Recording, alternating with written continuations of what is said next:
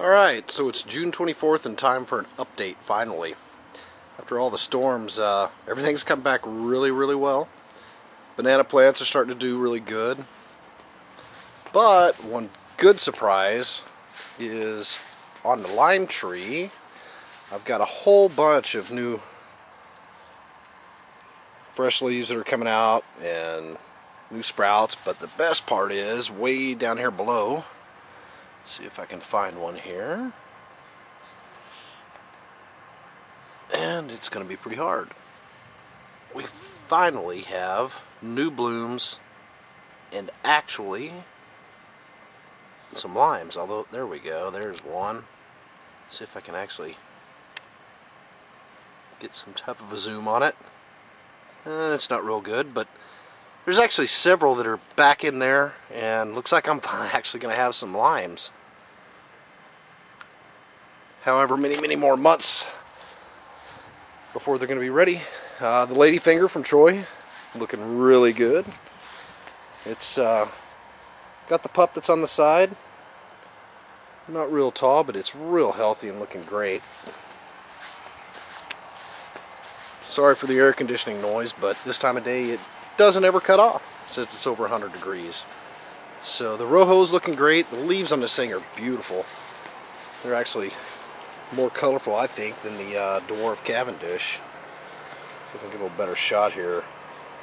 Just beautiful leaves. Peaches.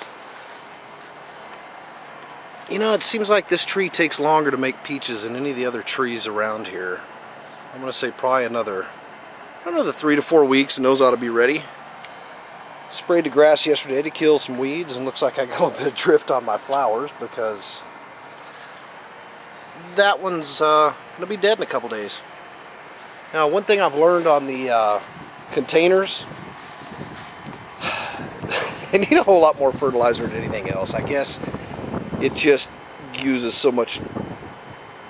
What nutrients are in the dirt don't last long.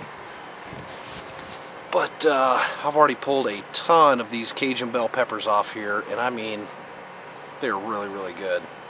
Super tasty.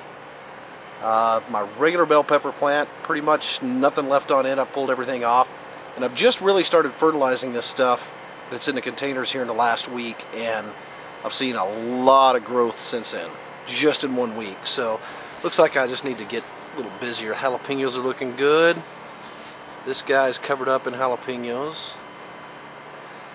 And specifically on the tomato plants, I could tell that they just didn't look healthy at all.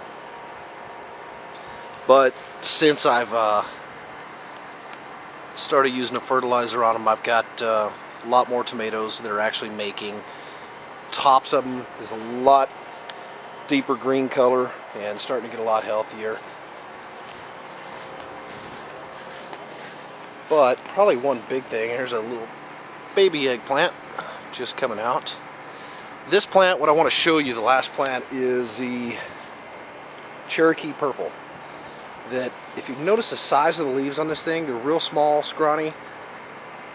I'm going to show you another one that I actually have in the garden that is so much healthier. That's basically the only tomato I have on it right now, but like I said, since I've started fertilizing it, it's done so much better, and I expect we'll have a whole lot more. So, off to the garden, which is right behind there. Okay, so here is the garden that, if you remember the last video I took, all the tomato plants are pretty much beat down all the way to the ground, and they have come back just like nothing I could ever have believed. Got a compost pile going that was inspired by Ray from the Praxis channel. This is the exact same tomato plant, come out of the exact same container as the other plant. You can see how much healthier this thing is. It's just, it doesn't even compare at all. That cherry tomato right here from the hale, it had a few stems left. This was the one that wasn't in too bad a condition, but this one here was actually one little stem sticking out of the ground, and that was all it was, just one stem. So sorry for the shakiness. I gotta step over the fence. I think this soil out here has just made the difference. There's so much more nutrients and everything. So as far as other stuff, I try to plant some Walla Wallas, and I think I planted them so late in the year that they're coming up. They're just not doing very well, not compared to the other. These are Texas Super Sweet that are just going crazy. This is my Oot Jalokia ghost pepper that I just actually put in the ground yesterday. Or no, I'm sorry, this is Amazon chocolate tomato. I actually put the Oot Jalokia in a container because it started so late that it's going to have to be taken in. I'm not even sure if it's going to make any. Got a habanero. Decided to plant it real late. See how it does back here. My cayenne. And just to show you the storms that we had, I'm trying to find one of these plants in particular. It blew a lot of this corn over. And here is one of the stems here. You can see how it's bent over at an angle. And actually put some more roots out and grew right up. So much better than I ever thought it was going to be. And now I know the difference with containers. You really got to fertilize if you're going to plant in containers. So until next time, hopefully we'll have some corn. Hopefully this will be covered up in tomatoes, and we'll see.